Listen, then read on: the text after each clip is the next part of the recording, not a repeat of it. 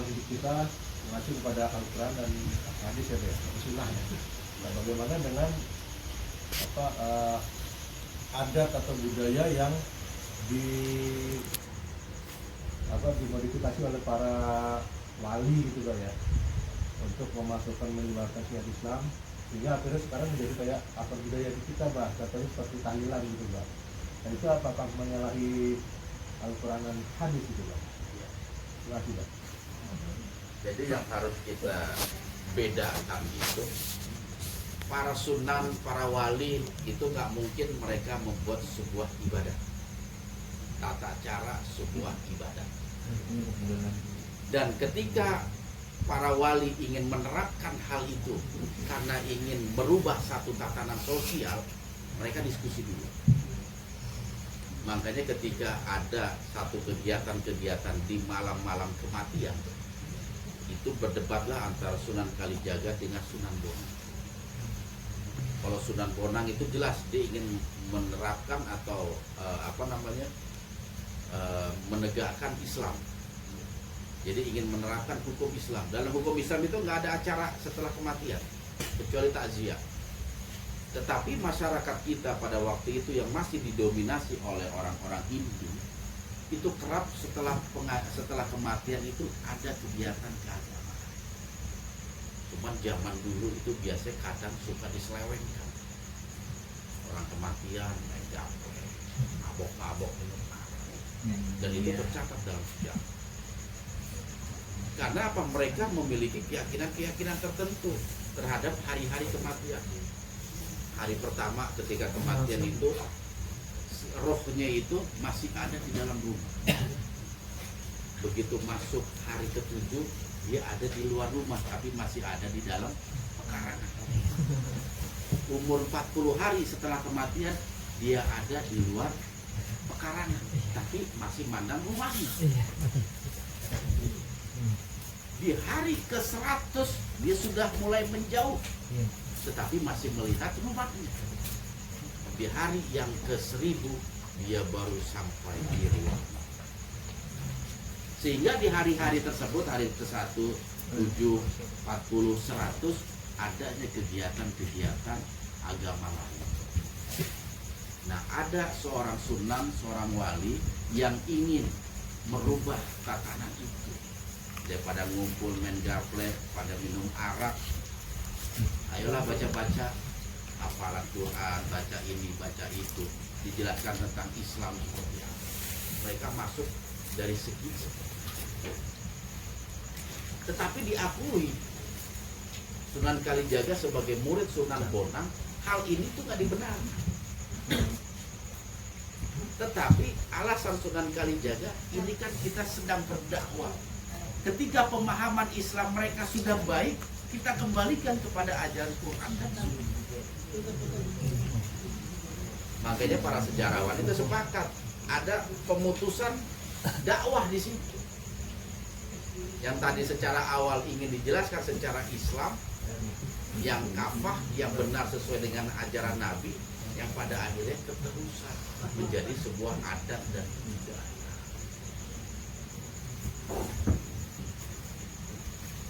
Jangan konsentrasi tadi. Banyak apa lagi?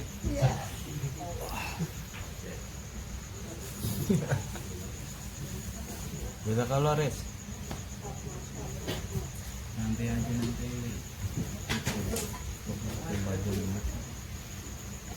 Seperti ini.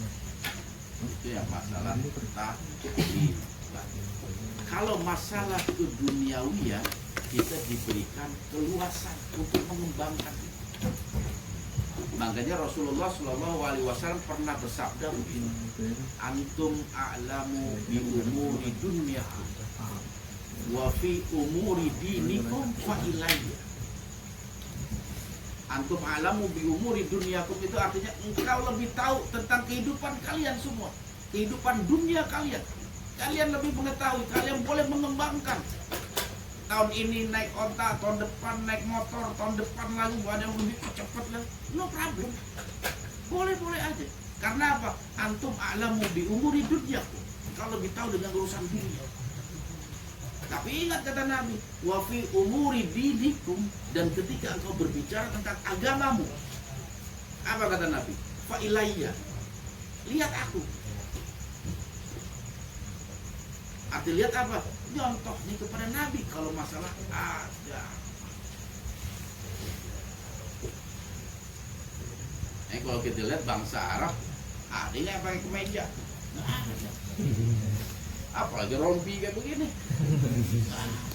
kayak kaos. Tapi kita diberikan keluasaan sama Nabi. Karena apa? Antum alamu bi umuri dunyakum. Mau pergi kemana-mana nggak perlu ontak gitu. Zaman Nabi itu kan kemana-mana naik ontak. Ya kita harus ngikutin Nabi. Ke pasar, ke rumah siar naik ontak. Ada usir ente. Motor aja.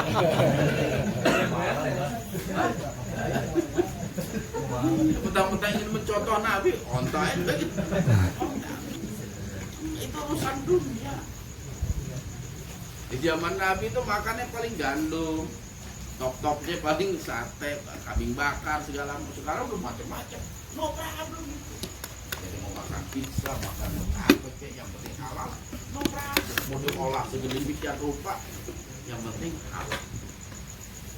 Adat istiadat kita tuh banyak masakan-masakan, dan itu nggak boleh kita hilangkan, itu dipertahankan. Betawi punya sotonya, punya gado-gado. Jangan dihilangkan itu. Aneh doyan soalnya. Sama Bang. Sama ya? Tapi ingat kata Nabi, wa fi umuri dinikum fa ilayya. Kalau menyangkut agamamu, contohnya aku. Nggak boleh itu bebas bikin segala macam. Seperti itu. Makanya yang lebih selamat meninggalkan apa yang tidak Nabi kerjakan. Bukan berarti kita anggap salah, tapi kita mencoba untuk melakukan ibadah sesuai dengan anjurannya. Ketika berziarah, gimana orang ziarah, tahlilan di ziarah, baca marhabanan di kuburan, itu kan banyak. Kita lihat Nabi kalau ziarah kayak gimana coba. Udah itu yang kita ikut. Nggak perlu repot-repot. Ketika ada kematian, apa sih yang dilakukan Nabi dan para sahabat pada waktu itu? Itu yang kita ikuti. Agar apa? Agar agama kita itu selamat. Dan ketika berselisih pendapat, ada yang mengatakan boleh, ada yang mengatakan tidak, apa yang harus kita lakukan? Tadi itu ayat tadi. Kembalikan. Ilallah wa rasulih. Kembalikan semua kepada Allah dan Rasul. Itu paling selamat.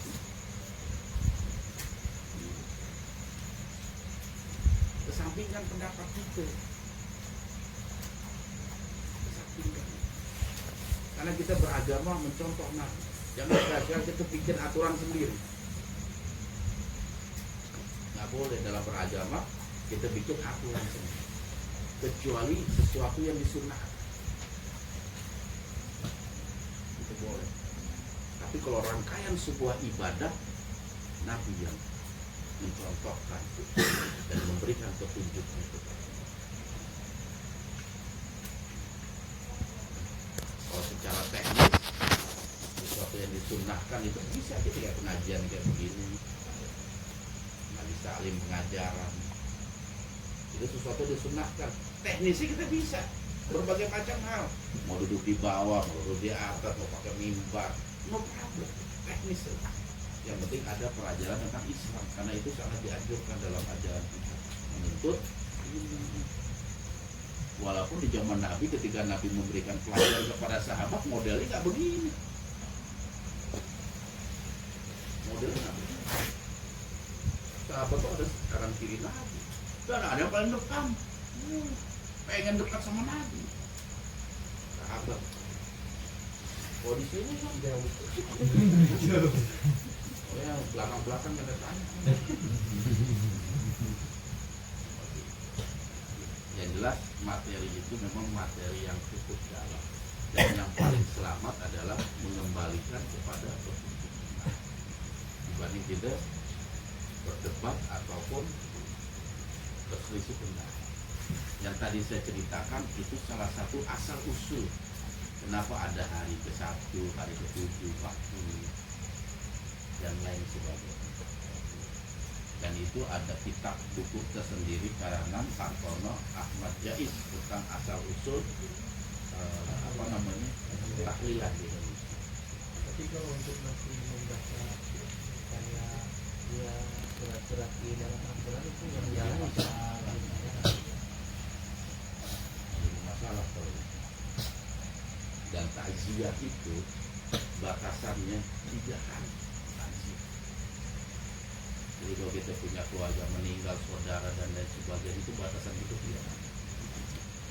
Lebih 3 hari ulama ada yang memakluk. Karena apa? Khawatir pikiran itu kembali kepada kesedihan. Sama sebenarnya acara tahlilan 7 hari. Itu ketika persiapan itu seorang istri kehilangan suami, masih sedih lagi, ingat lagi. Seorang ibu kehilangan anaknya, begitu tahlilan ke-7 sedih lagi. Padahal itu yang dimaklukkan. Begitu masuk 40 hari sedih lagi karena teringat lagi. Padahal takziah itu harus 3 hari. Artinya seorang keluarga yang ditinggal mati keluarganya itu maksimal dia bersedih hari itu 3 hari. 3 hari. Berkabung itu 3 hari dalam Islam. Ya, oke, ada pertanyaan selanjutnya yang kedua. Oke. pertanyaannya pandangan Anda terkait tawasul, Bang. Bagaimana? Karena kan kalau dulu itu waktu di kampung, kalau misalnya ketemu siapa itu kan konfirmasinya itu bertawasul lah, dia doa kalian sampai dan dibantu oleh orang-orang beriman gitu. Jadi kan sering kayak kena aneh. Tawasul itu ada dalam ajaran Islam dan dibolehkan. Yang jadi pertanyaan, tawasul yang seperti apa yang dibolehkan dan dicocokkan sama Nabi? Yang pertama, ketika engkau bertawasul kepada orang-orang soleh, kepada orang-orang yang engkau anggap doanya itu diijabah sama Allah, anak yatim, orang yang dizolimi, orang fakir, miskin, kita minta doa mereka. Orang yang sering banyak istighfar, itu Nabi anjurkan. Bahkan Umar bin Khattab itu disuruh minta istighfar kepada Uwais Al-Qarni. Itu bertawasul, Uwais, ya Allah ampunilah dosa Umar. Itu disebut tawasul. Jadi secara bahasa tawasul itu artinya wasilah, perantara. Engkau ingin mencapai atas melalui perantara tangga. Tangganya itu wasilah. Makanya salah satu yang bisa dijadikan kita sebagai wasilah doa kita, keinginan kita adalah orang-orang soleh, orang-orang beriman, orang-orang yang kita anggap dekat pada Allah. Tapi yang masih hidup, yang udah mati, ternyata nggak ada contoh. Suatu ketika di zaman sahabat-sahabat Nabi sepeninggalan Rasulullah Shallallahu Alaihi Wasallam, Madinah pernah kemarau panjang, sehingga sahabat-sahabat itu waktu itu kalau nggak salah di zaman Umar bin Khattab, kalau nggak salah ya, kalau salah mau diralat, gelisah penduduk Madinah karena sudah hampir habis kekurangan air. Akhirnya apa? Kesepakatan sahabat Nabi yang masih hidup pada waktu itu minta doa kepada Abbas bin Abdul Muttalib. Wahai Abbas bin Abdul Muttalib, dulu ketika Rasulullah Shallallahu Alaihi Wasallam masih hidup, kami selalu minta doa kepada Nabi agar Allah turunkan hujan. Saat ini Rasul sudah tidak ada, dan kami yakin engkaulah yang doanya diijabah di antara kami semua. Lantas apa yang dilakukan Abbas bin Abdul Muttalib? Angkat tangan berdoa pada Allah. Tangannya sebelum turun, hujan dia turun. Sebelum diturunkan, hujan udah terus turun. Yang jadi pertanyaan atau yang jadi tanda tanya kita, kalau kita bertawasul kepada orang soleh, kepada orang yang telah meninggal dibolehkan, Umar pasti minta ke makam Nabi.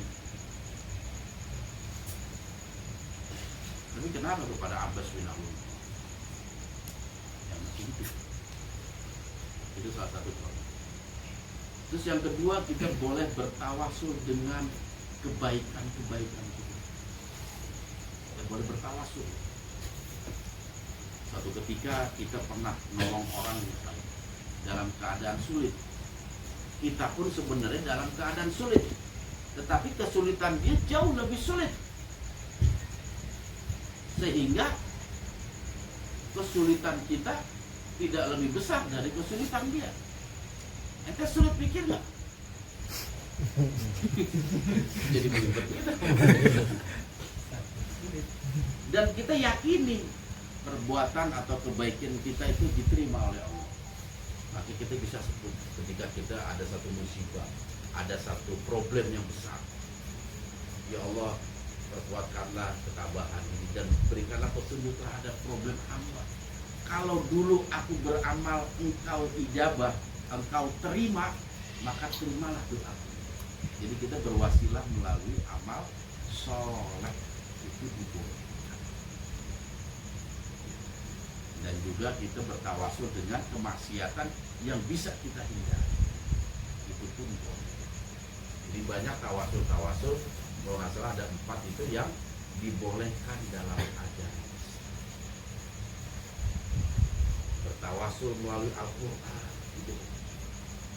Ya Allah, jadikanlah Al-Fatihah ini sebagai petunjuk, sebagai obat.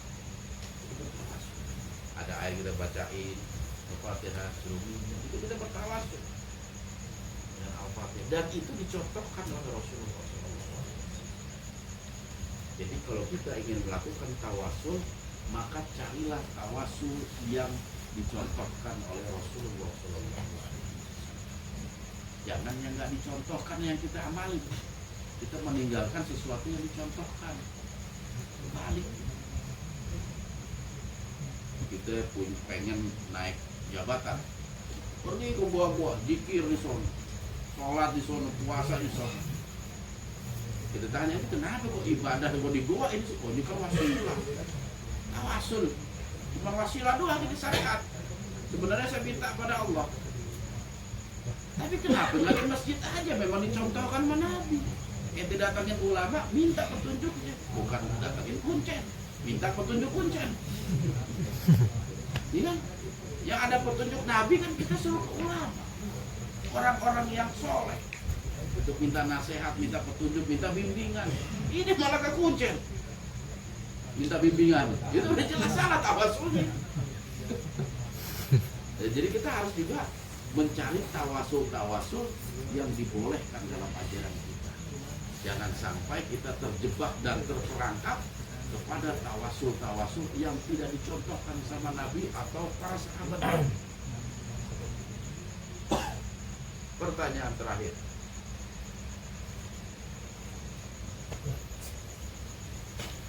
Assalamualaikum warahmatullahi wabarakatuh. Waalaikumsalam warahmatullahi wabarakatuh. Sebelumnya minta maaf ya, karena pertanyaannya di luar pembahasan. Oh ya, Ini pertanyaan awam, Mbak. nggak apa-apa. Jadi Anda mau bertanya tentang masalah mediumisasi. Itu kalau di dalam Islam itu diperbolehkan, dan apakah kita juga boleh mempelajarinya gitu, Mbak? Mohon maaf, Mbak, gitu. Ini karena hanya ingin ketahuan aja gitu, Mbak. Apakah boleh kita mempelajarinya juga gitu, Mbak? Atau bagaimana, Mbak? Yang pertama tentang hukum ya. Hukum Tentang hukum, dan keduanya kita tentang untuk mempelajarinya gitu. Saya juga sebetulnya tertarik juga sih gitu, Mbak. Ya. Mohon maaf gitu, Mbak. Jadi hukumnya itu sesuai dengan keadaan, sama kayak hukum rokok.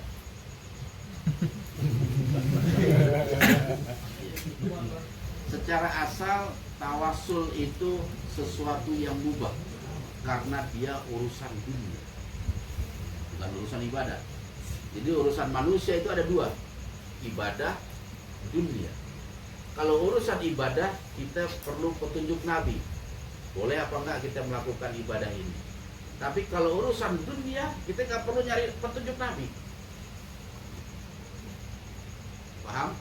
Enggak Pak, tentang mobilisasi. Nah, ini baru intro. Biasanya paham dulu tentang pengambilan istimbat sebuah hukum. Biar paham ini. Ya, istimbat sebuah hukum seperti. Karena ini masalah keduniawian, kita dibolehkan untuk mengembangkan. Sama kayak makanan tadi. Anda cari ada nggak itu dalil bolehnya manusia makan tahu tempe? Ada nggak di Al-Quran ataupun di hadis? Nggak ada. Yang ada semangka. Semangka ada, pisang ada, tempe nggak ada itu. Tapi kenapa kita boleh makan tempe? Duniawi. Ya, kalau Hah? halal. Tahu halal dari mana? Dalilnya mana? Tempe itu halal. Bingung, kan? Ah,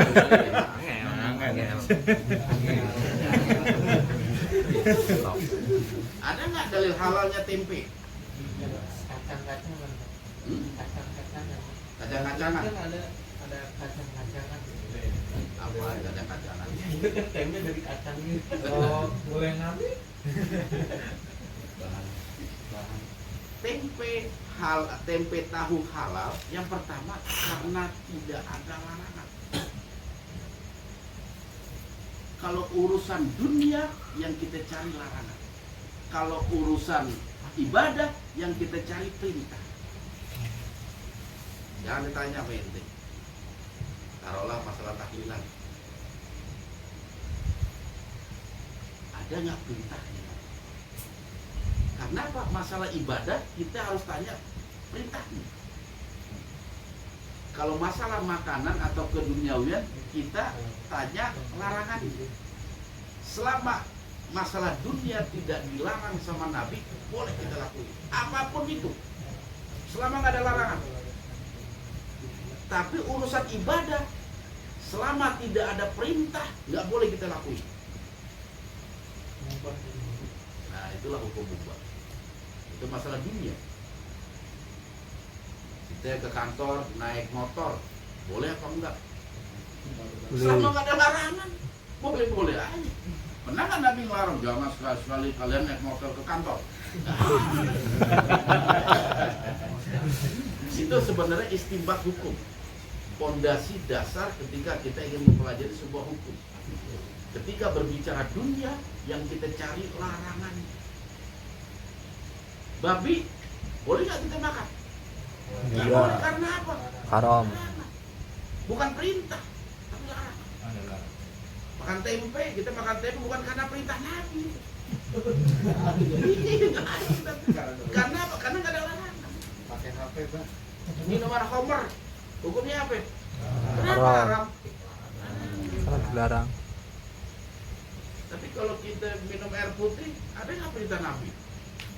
Nggak perlu perintah kalau masalah dunia. Mau bikin gedung 3 lantai, nggak perlu nanya petunjuk, boleh nggak ya sama Nabi ya? Nggak boleh. Karena masalah dunia. Yang ketika kita berbicara masalah dunia, yang kita cari adalah larangan. Riba yang kita cari larangan, itu masalah dunia. Jual beli yang kita cari larangannya. Hal-hal apa yang dilarang Nabi dalam jual beli? Ketika nggak ada hal-hal yang dilarang Nabi, maka jual beli itu menjadi halal.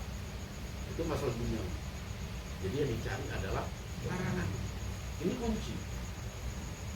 Ketika Anda berhadapan ataupun ketika Anda berdialog tentang hukum Islam, ini kunci yang paling penting. Yang kedua, ketika kita berbicara tentang ibadah, bukan yang kita cari larangannya, Tapi tapi yang kita perintahnya. cari Perintah. tahlilan kan nggak dilarang pada aku tahlilan. Ya jelas nggak dilarang, nggak diperintah kok. Makanya itu nggak boleh bikin bikin ibadah sendiri.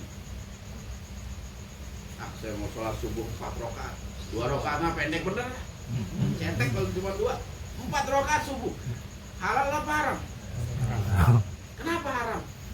Perintah. Karena perintahnya dua Dan siapa yang mengatakan sholat itu nggak baik? Ada nggak? Ada, sholat itu baik. Tapi ketika ente melakukan yang di luar perintah Nabi, kebaikan itu bisa menjadi keburukan. Sholat subuh 2 rakaat, wah saya emang 4 rakaat. Makin banyak, makin baik.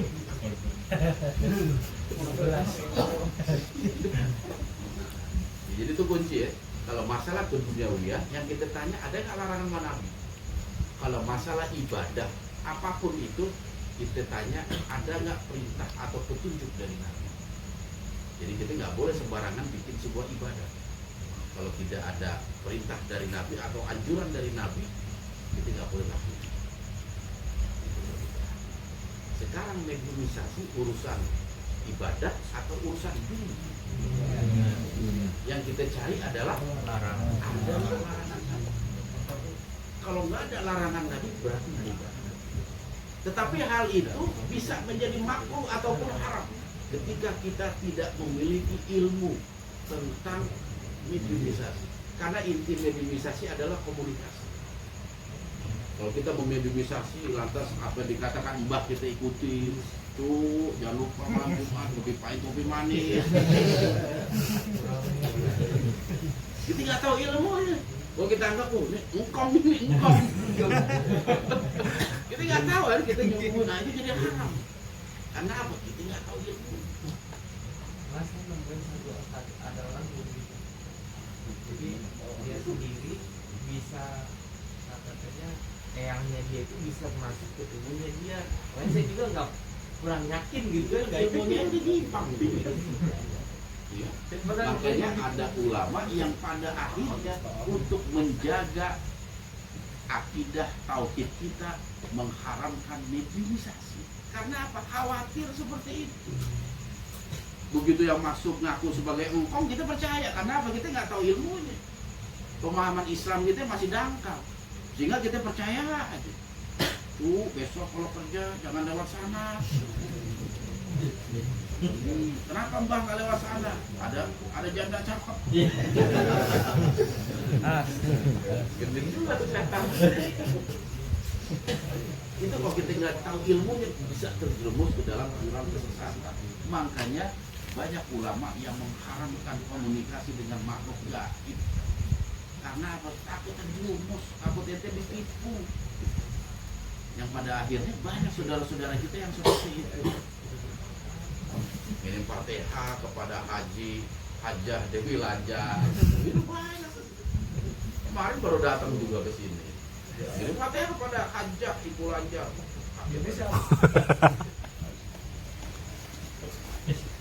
Itu kan karena pemahaman mereka dangkal. Kalau bilang tadi itu orang yang nggak setuju ya kan itu sampai ada makamnya dan berapa gitu kan pas Banyak lagi. Dan itu kan disembah. iya Masa makhluk gaib dimakamin? ada kampung Ya, no, udah mati orang masih ada makam, aneh kan? Itu di batu hiu itu ada makam di Roro Kidul. Kalau makhluknya masih hidup, makamnya udah ada tuh. Aduh, itu karena apa? Pemahaman Islam. Makanya hindari mediumisasi, belajar mediumisasi hindari. Kalau kita belum mempunyai tauhid akidah yang kuat dan ilmu Islam yang mumpuni, kalau enggak kita akan terjerumus. Karena banyak di antara kita, coba deh tengok di kampung-kampung saudara kita, masih banyak pemahaman ketika berhadapan dengan orang kesurupan misalnya, pemahaman mereka nyimpang semua, itu banyak. Makanya akhirnya ulama mengharamkan mediumisasi. Untuk apa? Untuk menjaga akidah kita. Menjaga akidah. Yang dikhawatirkan akidah kita malah terjerumus. Jadi pengharamannya itu karena kita harus menjaga, memurnikan akidah dan tauhid. Dalilnya itu seperti itu. Tapi bagi mereka yang memiliki kemampuan untuk melawan, untuk membuktikan kebohongan mereka, itu sebuah ladang siar atau ladang dakwah untuk memberikan pemahaman bagi orang-orang yang belum memiliki ilmu agar mereka paham. Oh ternyata yang masuk itu bukan engkong, jin kebon nggak tahu. Iya, banyak itu dari hal-hal seperti itu mereka paham. Ternyata jin-jin kebon dong, ngakunya engkong. Banyak seperti itu. Ya, pertanyaannya bagus. Oke ya, kita tutup sambil menikmati jajanan. Habis itu kalau ada yang mau bertanya, silakan kita pertanyaan nyantai.